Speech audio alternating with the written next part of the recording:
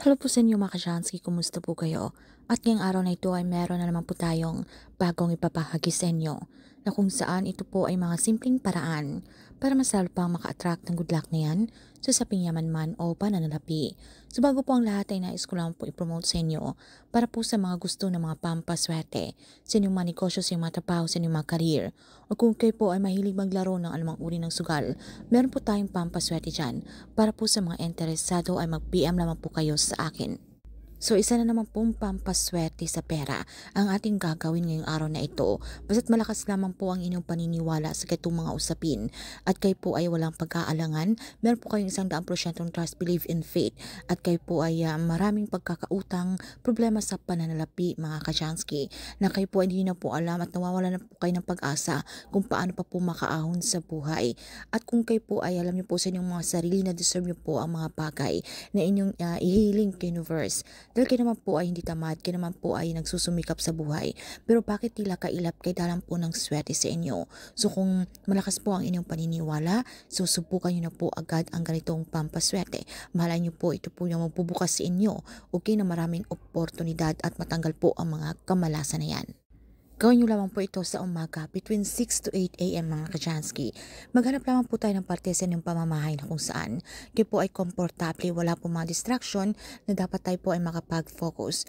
Make sure na naka-off ang inyong mga telebisyon, ang inyong mga radyo, nakasalin po ang inyong mga phone.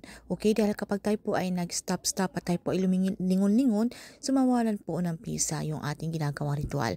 Dapat po tayo dito ay mag-concentrate. So, kailangan lamang natin dito ng 3 bulak o 3 cotton mga kasyansky. At kailangan din natin dito ng 7 butil ng bigas. Dahil ang bigas po ito po ay sumisimbolo ng prosperity, abundance, wealth, and money. At ito naman po yung ang ating bulak. Ito po ay para magkakaroon ng kagaanan at takbo ng ating pamumuhay. So, ito lamang po ang ating bulak at saka ating cotton. Ilagay nyo lang po ito sa pulang tela mga kasyansky. So, ito po ay ang ating tela ay ito lamang po ay ating dasalan para mas lalo pang ma-activate ang energy nito. Hawakan nyo lamang po ito mga kasyansky at ilapat nyo po ito malapit sa inyong pipig. Bulungan nyo lamang po ito. So sa pamamagitan po ng ating pampaswerte ritual, ito po ay makakatulong sa inyo para lumapit ang swerte na yan. Patanggal po kung ano man po yung mga blockage o mga hadlang niyan sa mga swerte na di sana inyo dapat na tinatamasa. Dahil kayo naman po ay alam nyo po na kayo po ay hindi tamad, kayo po ay nagsusumikap sa buhay. So para maalis po yung mga negative energy na yan, para marami po mga kakatok ng oportunidad sa inyo. Okay? At magiging magaan ang takbo ng inyong pamumuhay, lalo po sa pananalapi. So kahit ano pong mga intensyon na gusto nyo pong sambitin mga kasyansky, sambitin nyo po ano man po mga problema gusto nyo pong matapos na mabigyan ng solusyon. Okay? Kung ano po yung gusto nyo i-manifest, huwag nyo pong limitahan ang inyong mga sarili sa paghiling mga kasyansky.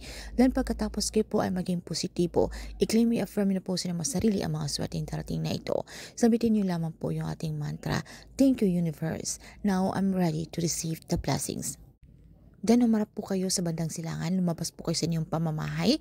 So pasikatan nyo lamang po ito sa sikat ng araw kahit mga 10 to 15 minutes para mas lalo pang ma-activate ang energy nito mga kajansky.